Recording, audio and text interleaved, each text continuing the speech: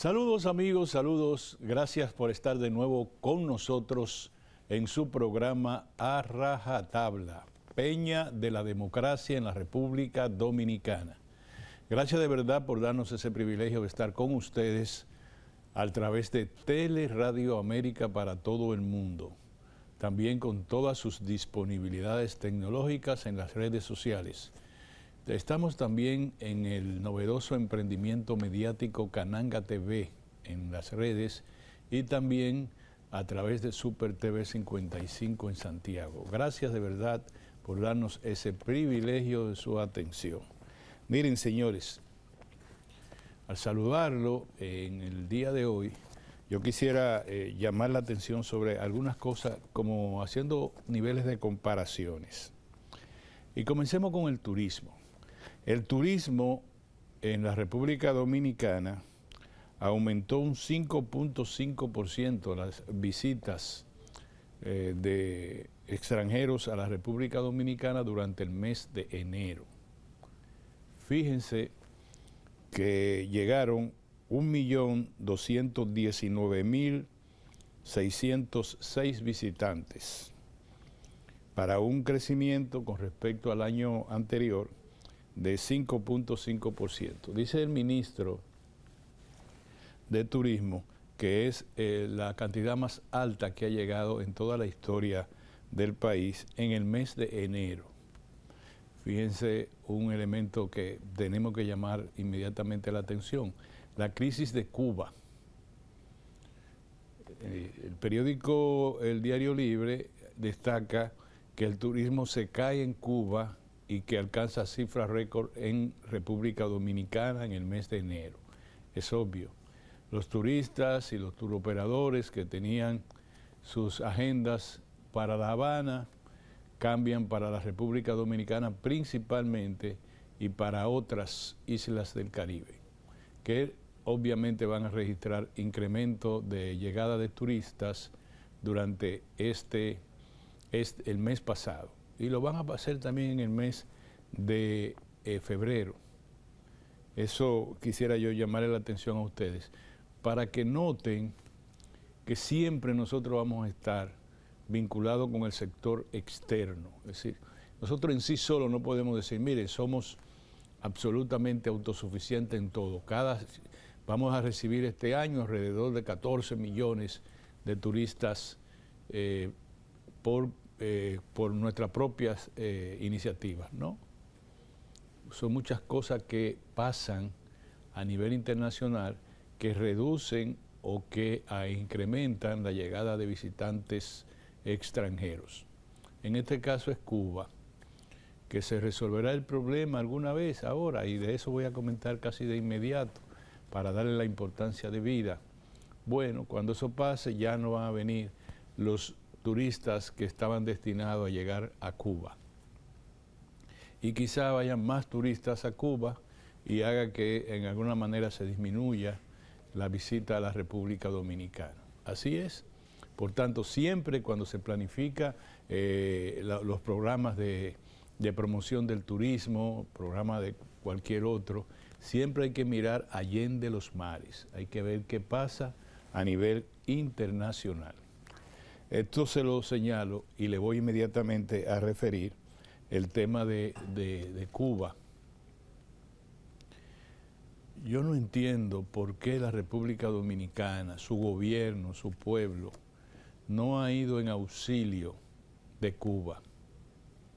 No lo entiendo. De verdad que la solidaridad nuestra se la comieron los ratones. Cuba está pasando trabajo. Los cubanos están pasando literalmente mucha hambre. Los reportes, acabo yo de ponerme al día con los reportes internacionales de varias agencias, no para que tratar de descontaminar la información, todas señalan la gravedad de la situación de Cuba. Prácticamente está apagado Cuba. Solo la zona de seguridad, algunas áreas turísticas tienen electricidad. Algunas áreas. Lo que está haciendo el gobierno cubano es cerrando los hoteles y trasladando los turistas a casonas más pequeñas que ellos puedan suministrarle electricidad. Ya Rusia mandó varios aviones, sus líneas aéreas, para recoger a los turistas rusos. Y el gobierno ruso ya advirtió que no va a volar sus aviones comerciales a Cuba por falta de combustible. Quisieron hacer un esfuerzo para que en República Dominicana se pudiera reabastecer de combustible, pero obviamente esa diligencia fracasaron. Uno se pregunta, ¿qué es lo que se quiere contra Cuba? Miren, la situación de Cuba hoy es peor que la crisis de los misiles, esa de que ocurrió en octubre de 1962, cuando aviones espías de los Estados Unidos descubrieron, fotografiaron instalaciones de lanzamiento de misiles nucleares en Cuba dirigidos hacia la Florida, a 90 kilómetros de distancia. El presidente Kennedy consideró eso inaceptable y cercó lo que le llamó una cuarentena naval contra Cuba. No entraba nada a Cuba durante esa crisis. Y Nikita Khrushchev amenazó con bombardear a Washington y declarar la Tercera Guerra Mundial. Fue un momento muy difícil para la humanidad y Cuba no le entraba ni un pincho, como dicen en los barrios, por esa cuarentena que tenía. Se resolvió diplomáticamente y Fidel Castro en su momento se molestó con Nikita Khrushchev.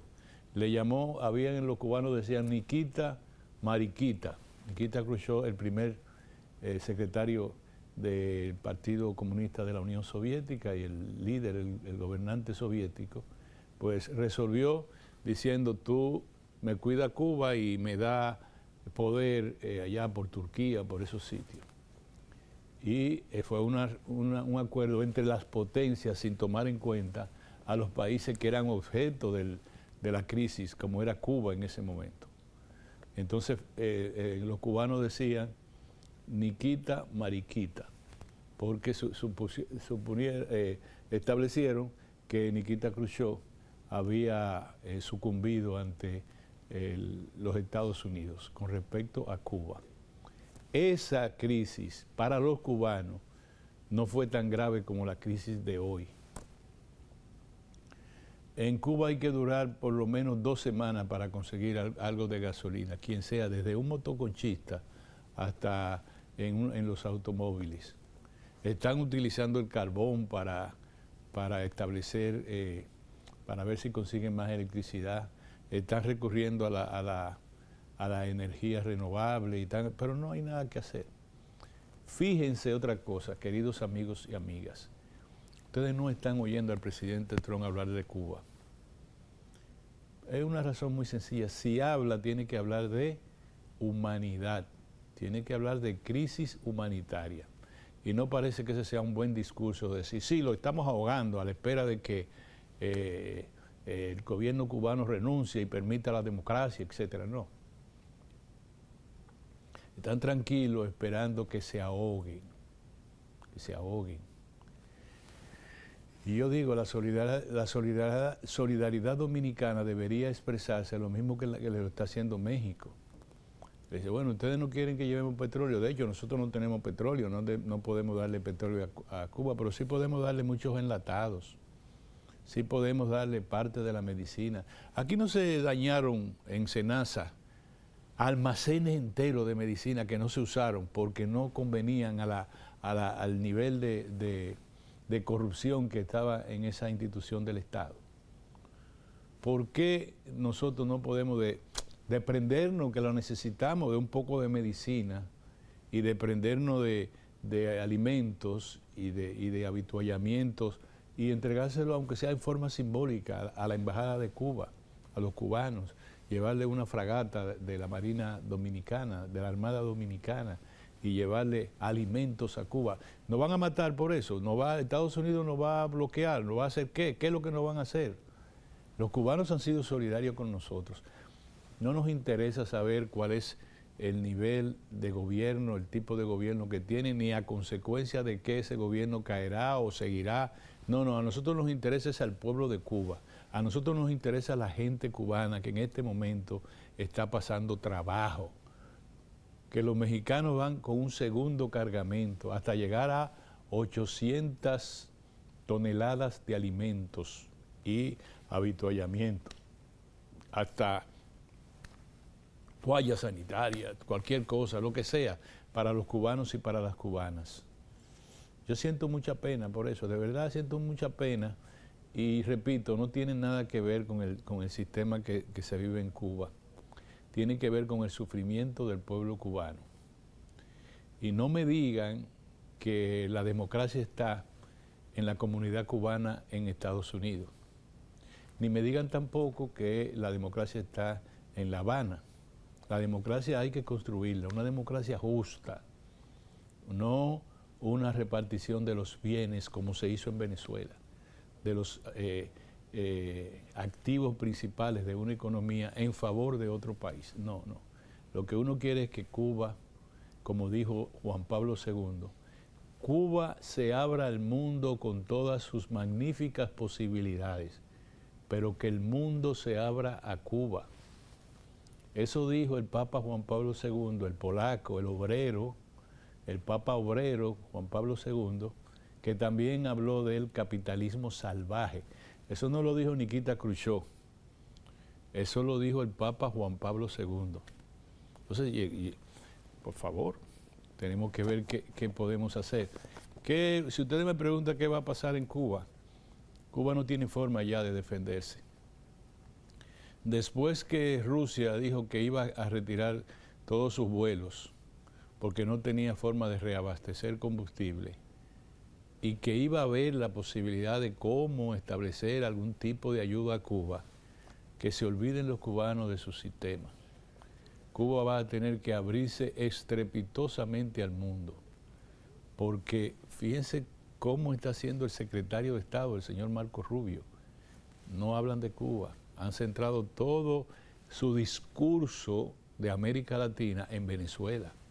A Venezuela mandaron al ministro de Energía, que le dijo que pronto iban a liberar todas las condiciones de dificultades que tenían, que han impuesto para la comercialización del petróleo venezolano, que abrieron ya todas las posibilidades también para que se reanuden los vuelos a Cuba. De hecho, las autoridades dominicanas informaron, gracias a Dios, que en 15 días se reanudan los vuelos desde y hacia la República Dominicana y Venezuela. ¿Por qué? Porque el señor hermano mayor, los jefes de toda esta área, lo abrieron. Y eso es uno de los aspectos positivos que ha tenido el gobierno del presidente Donald Trump con respecto a Venezuela, que no insistió en la parte armada, en los ataques armados, porque a esta hora, si no fuera por esa política que ha adoptado después del ataque y el secuestro del presidente Maduro y su extradición a Estados Unidos, hoy estuviera cogiendo candela Venezuela y el Amazonas. Acuérdense que si se hubiese dicho, no, vamos a bombardear a Caracas y vamos a tomar esto y vamos a tumbar todo el que esté ahí, el Amazonas estuviese cogiendo candela, toda la zona amazónica, para que lo sepan. Venezuela es parte de toda esa zona, Brasil, Bolivia, Colombia, Ecuador, Perú, toda esa zona amazónica, en todo sitio hubiese bolsones de violencia. O sea, que hicieron bien decirle a la presidenta Delcy, quédese ahí y vamos a hacer la transición un poquito más despacio.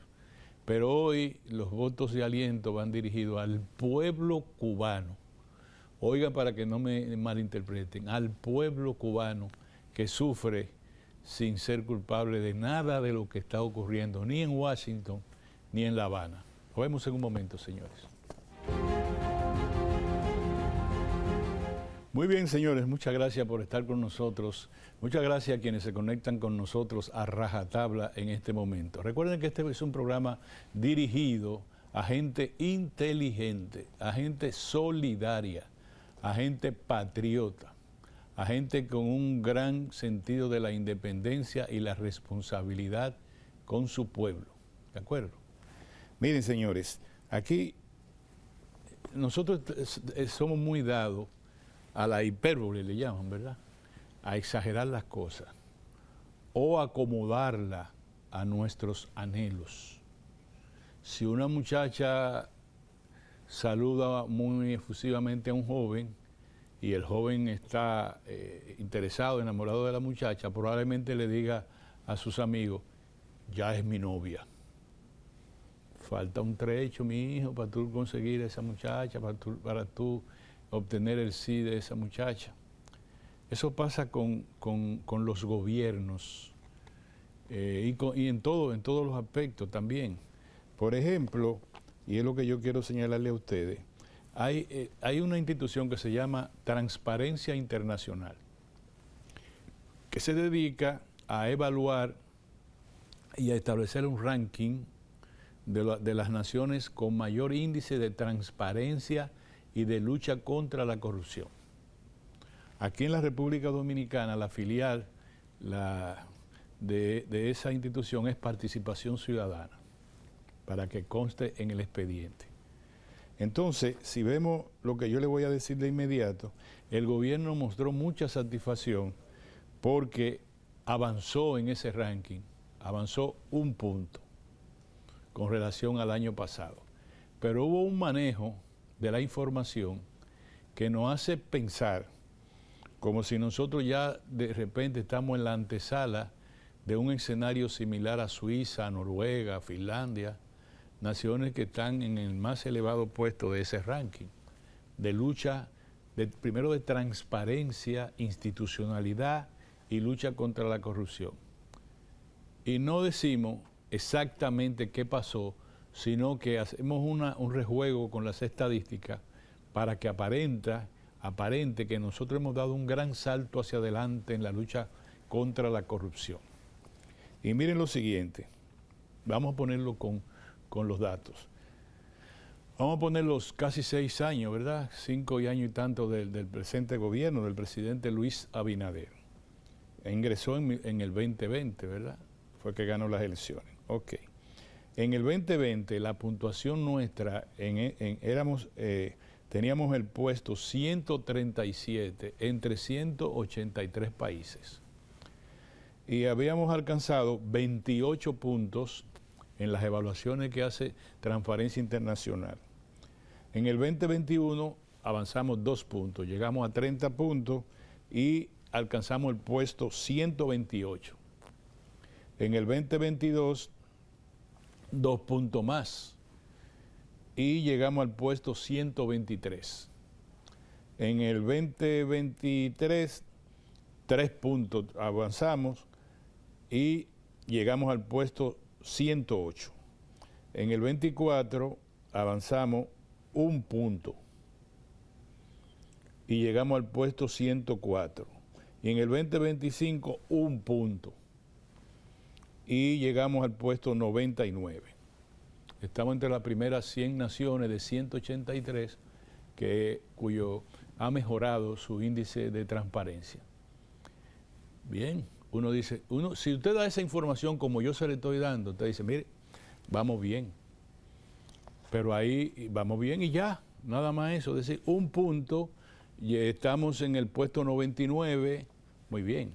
Pero si usted comienza y dice, mira, nosotros avanzamos 9 puntos desde el 20.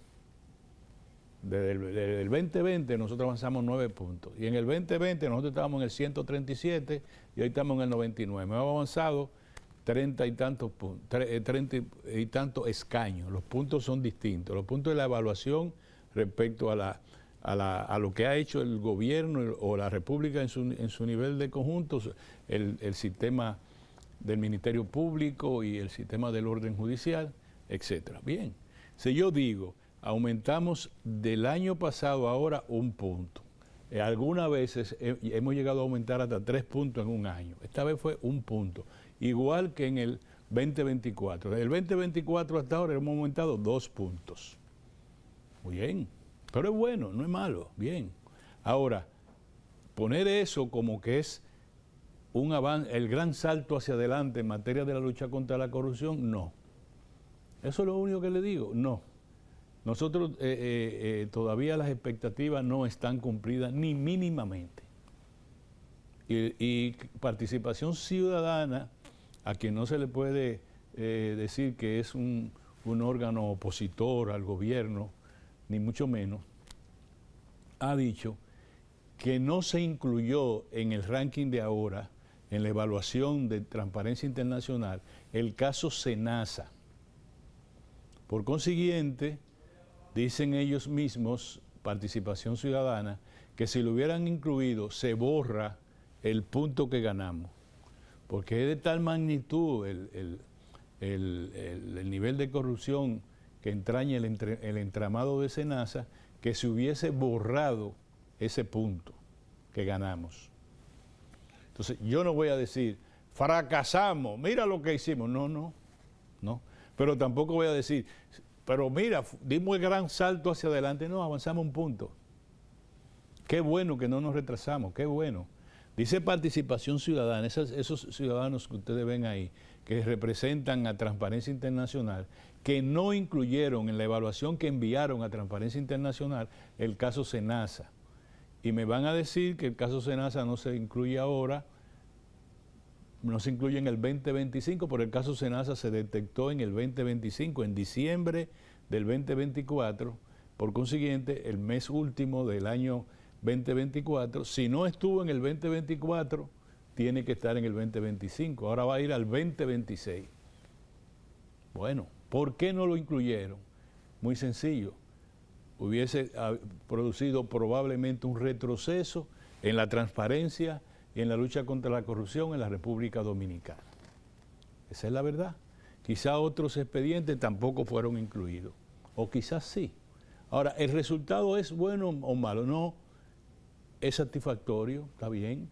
Ahora, lo que debió haber dicho el gobierno, el Ministerio Público y el orden judicial, es decir, nosotros estamos comprometidos a seguir adelante y para que la próxima evaluación nosotros logremos al menos triplicar, como lo hicimos una vez en el 2023, la puntuación otorgada por Transparencia Internacional a la República Dominicana.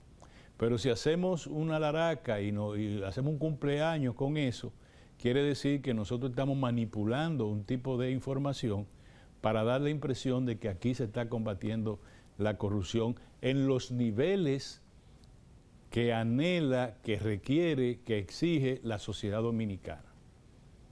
Y una cuestión muy importante, no todo es culpa, es decir, uno no le está hablando a este gobierno, uno le está hablando a todos los gobiernos. Lo que pasa es que en los últimos 5 años le corresponde al gobierno del presidente Luis Abinader. Usted me pregunta, ¿está haciendo el presidente de la República esfuerzo para combatir la corrupción? Yo digo que sí. ¿Lo suficiente? Vamos a pararnos ahí. Discutamos eso, si es suficiente o no es suficiente. Ahora, ¿qué sanción, qué sentencia en última instancia se ha producido en la República Dominicana desde el 2020 hasta ahora? ¿Cuál? Señáleme una. Si los muchachos me pueden decir cuál. Hay condenas en primera instancia que han sido apeladas tanto por el Ministerio Público como por los encartados en procesos de corrupción. Por consiguiente, nosotros todavía no conocemos el castigo definitivo. El castigo justo, no la imposición de pena de ninguna naturaleza caprichosa, política, ni nada. El castigo justo a la prevaricación, tanto de funcionarios del Estado como de corruptores del sector oficial. Entonces nosotros tenemos que estar convencidos como sociedad de que tenemos una instrumentación, un manejo en la República Dominicana del tema de la corrupción que absolutamente garantiza que el que se detecte que ha cometido un acto de corrupción, pues sea sometido a los tribunales y condenado de acuerdo con las leyes. Eso es lo que queremos. Eso es lo que estamos nosotros tratando en este momento. ¿El gobierno debe sentirse satisfecho por el informe de Transparencia Internacional? Sí.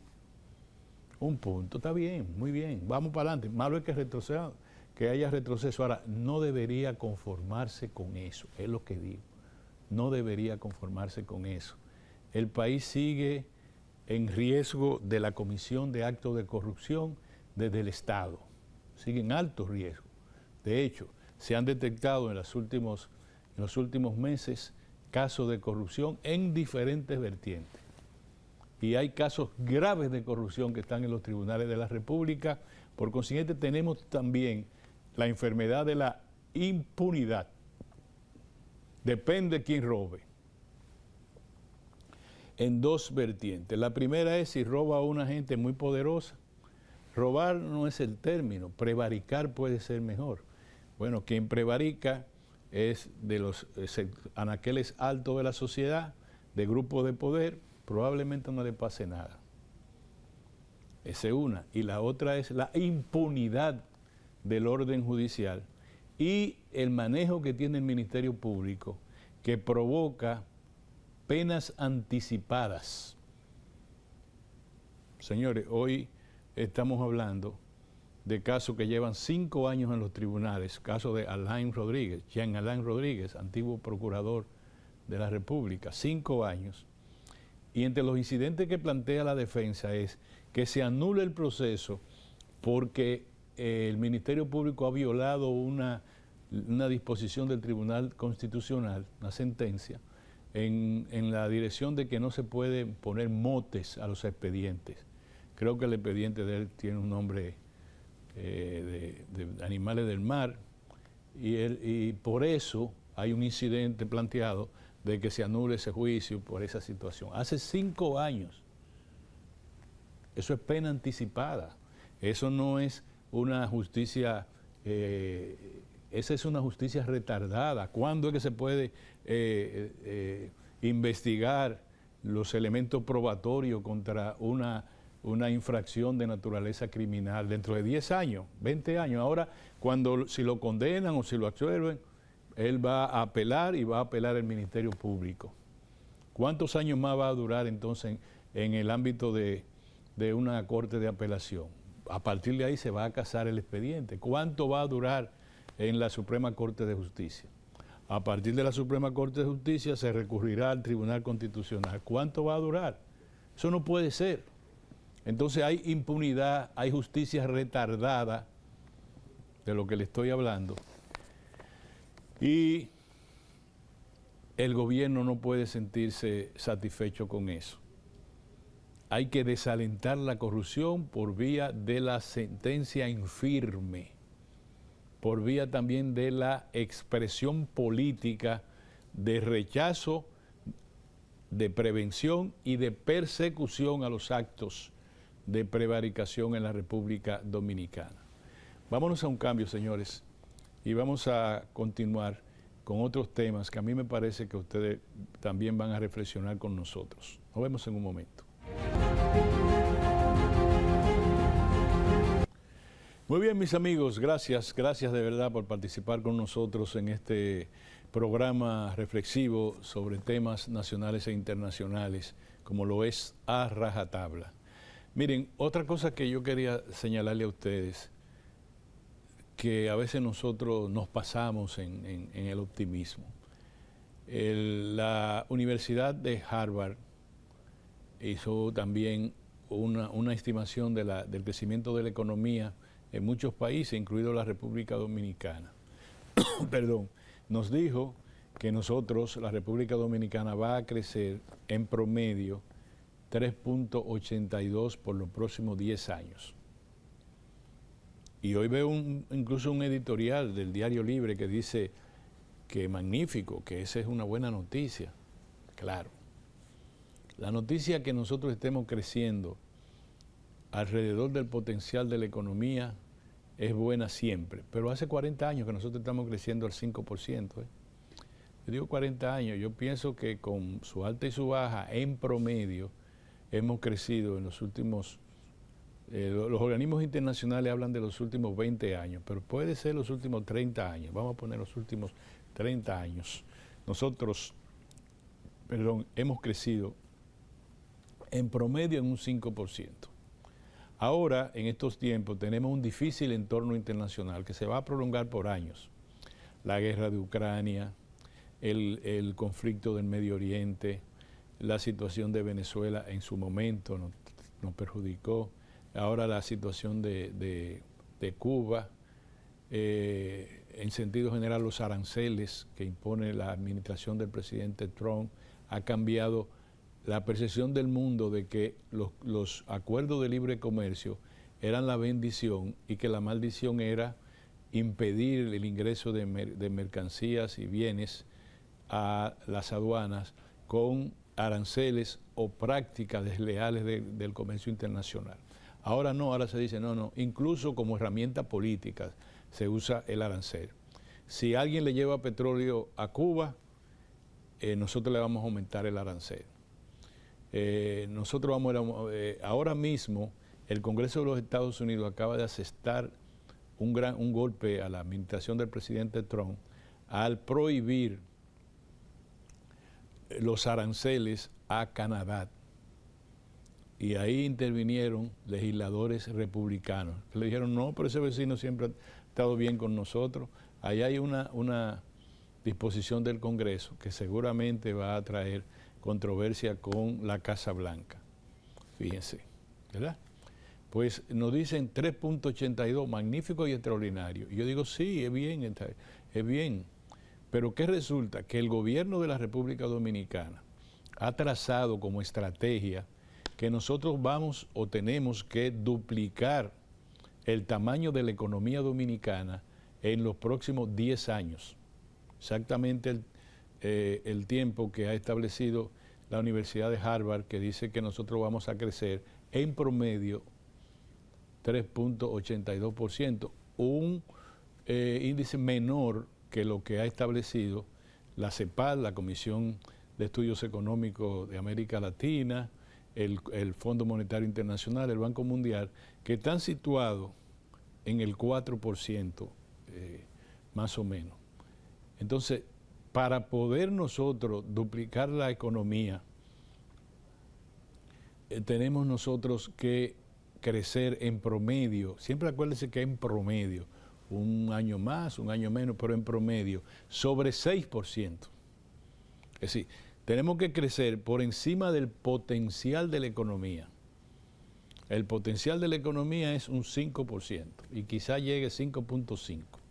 ¿Qué es el potencial de la economía? Para ponerlo como de la familia. Bueno, te le dicen como lo que yo trabajo, la perspectiva de que ingresen aquí por lo que tú trabajas, por lo que yo trabajo, por lo que mi hijo produce, estamos en el 5% en relación con todo lo que tenemos, que es el Producto Interno Bruto. Es decir, si yo quiero ganar un 6%, yo tengo que buscar más trabajo, porque el potencial en el momento en que yo estoy evaluando la economía es de un 5%. Así mismo ocurre en la economía familiar. Dicho esto,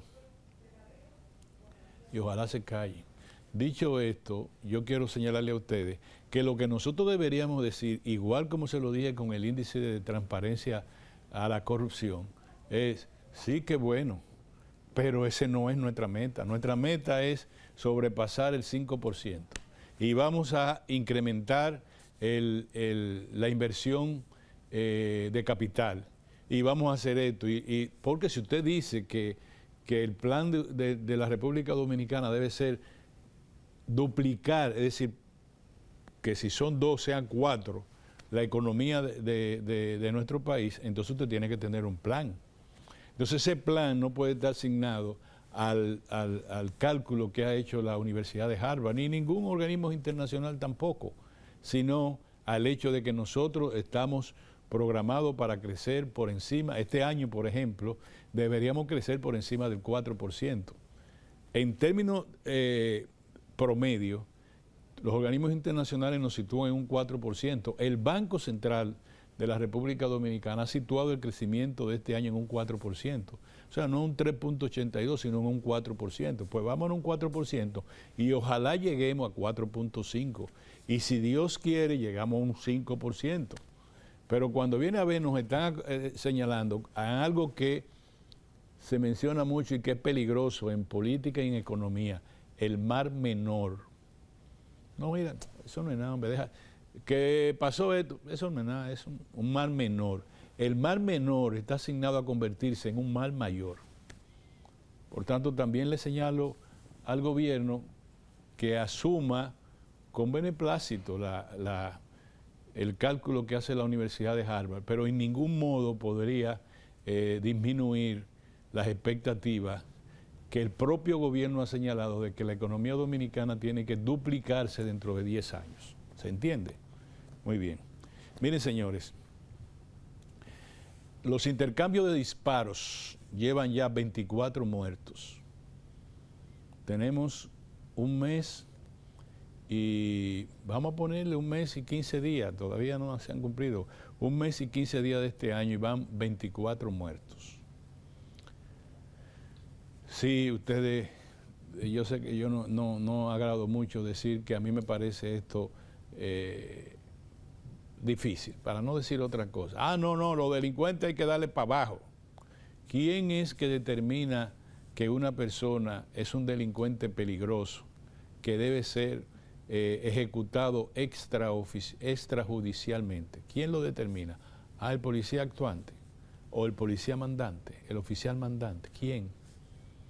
Segundo, ¿por qué no se determina, y esto lo debería hacer el Departamento Interno de la Policía Nacional, cuando ocurre una muerte y la policía dice, nos enfrentamos a un delincuente que se resistió al arresto, o en una situación de hecho donde nuestra vida estaba en peligro? ¿Por qué no se determina eso y se le ofrece a los periodistas decirle, miren, no con decirle, se le ocupó una pistola, que yo qué, con la numeración limada, esas cosas no bastan, no bastan. Aquí hay, no desde este gobierno, desde tiempos inmemoriales en la República Dominicana, la tendencia a aplicar justicia mediante la pena de muerte en las calles. Y ya se han denunciado numerosos casos. Yo no digo, quisiera yo curarme en salud, que en muchos casos, y creo que ustedes quienes me siguen desde hace más de 20, 30 años en la televisión, saben que yo he dicho, si hay una situación en que se puede producir la muerte entre un policía y un delincuente, yo agradecería mucho que Dios protegiera la vida del policía. Porque si el delincuente resiste el arresto, dispara a la policía, ustedes no pueden pretender que no se produzca el desenlace previsible. Ahora, cuando agarran a una gente viva y pam, y luego nuestro querido colega vocero de la policía dice que se está investigando y ahí se quedó. Así no. Así no. 24 muertos al comienzo del año 2026 y el más reciente fue en Katanga, el más reciente fue en Higüey. Ahora, en estos días. Y mañana habrá otro, y pasado mañana habrá otro. Yo no me gusta esa regla de que murió en un intercambio de disparos porque resistió, que se el arresto. No me gusta la regla. Esa regla no puede ser tan general. Todo el que matan en la calle es un delincuente, primero, y segundo, resistió el arresto. No, así no. Tercero, ya yo le dije a ustedes que yo no quiero que muera ningún policía, pero no hay un policía que muera nunca. No es México que matan, que yo cuántos policías, que matan civiles, No, aquí es el delincuente y se acabó. Pero se cerró el expediente. Yo no digo también que no sea así como dice la policía. Lo que yo estoy llamando la atención es sobre el hecho de que no se discute nada. Verdad sabida, buena fe guardada. Mataron en La Cañita a fulanito de tal de 22 años, reconocido delincuente. Mataron el 24 de abril, mataron en el sur de Santiago, reconocido delincuente. Así no. Los delincuentes, y quiero poner la otra cara de la moneda, la cárcel Las Parras, le entregaron 2 módulos al orden del Ministerio de Justicia, va a instalar oficinas de promoción de derechos humanos en las cárceles. Yo le voy a pedir a mi amigo Roberto Santana que pida que también instalen oficinas mentales de respeto a los derechos humanos o materiales en todos los destacamentos, en todas las áreas de la Policía Nacional, para que respeten los derechos humanos también en las calles. Bueno, lo dejo ahí. Miren, señores, por cierto, casi 300 personas fueron asesinadas en el mes de enero en Haití. ¿Les parece poco? En el mes de enero fue que la Comisión Interamericana de los Derechos Humanos volvió a atacar a la República Dominicana, señalando que viola acuerdos internacionales con las repatriaciones de haitianos. En el mes de enero fue que hubo la crisis todavía latente del vacío político en Haití, donde cesó el Consejo Presidencial haitiano y solamente queda el ministro de Haití como único referente de gobierno en Haití. Entonces, el primer ministro. Entonces, ese ambiente, queridos amigos y amigas, nos quieren a nosotros, dijeron, bueno, vamos a poner a la República Dominicana en la última línea de la cantaleta del Consejo Interamericano de los Derechos Humanos. En la última línea dice, nosotros exigimos que la República Dominicana detenga las repatriaciones de haitianos. Ya ustedes entienden, ¿verdad? Ese es un problema que lo he dicho desde hace meses, quizá años. Requiere de permanente diálogo político en la República Dominicana. Una nota, un aliciente penoso, o sea, sin uno querer que no sea un acto de solidaridad de la República Dominicana en el caso de la parturienta, pero las autoridades dicen que bajaron de 3.023 en enero de 2025 a 1.114 en el primer mes del 26. En enero bajaron bastante el caso de las parturientas haitianas en los hospitales públicos. Ojalá que los países del primer mundo colaboren en la construcción de hospitales de maternidad en Haití y permitan el desarrollo de la medicina también en Haití. Eso es lo que todos nosotros queremos. Denle seguimiento, señores, para que ustedes sepan cuando una sociedad, y ya nos vamos, cuando una sociedad va en declive, al caso de Jeffrey Epstein,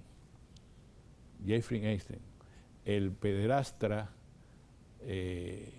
más famoso del mundo, que ha enlodado, ensuciado a la realeza inglesa, al liderazgo político de Estados Unidos, incluido al menos 2 presidentes de los Estados Unidos, a ministros, a secretarios de Estado, incluso el secretario del Comercio, a funcionarios del más alto nivel, a artistas, a millonarios que tenían una isla y siquiera algunos de ellos solo están involucrados en que conocían al señor Epstein, que se suicidó en la cárcel de Estados Unidos, pero ahí por primera vez la sociedad de Estados Unidos se encuentra expuesta a lo más infame de la moralidad. Y también la sociedad inglesa, con la propia realeza y el propio gobierno inglés. Llévense, estudien eso, trabajen en eso, porque eso nos sirve a nosotros para también en alguna vez limpiarnos moralmente. Señores, muchas gracias por estar con nosotros. Este programa Rajatabla es de ustedes, nos alegra mucho. Creo que a partir de la próxima semana ya vamos a traer entrevistados. No lo hacíamos porque no queremos participar de la mediocridad global que se expresa en el liderazgo y en el discurso político en la República Dominicana, dicho responsablemente. Nos vemos, señores, con la gracia de Dios, la próxima semana.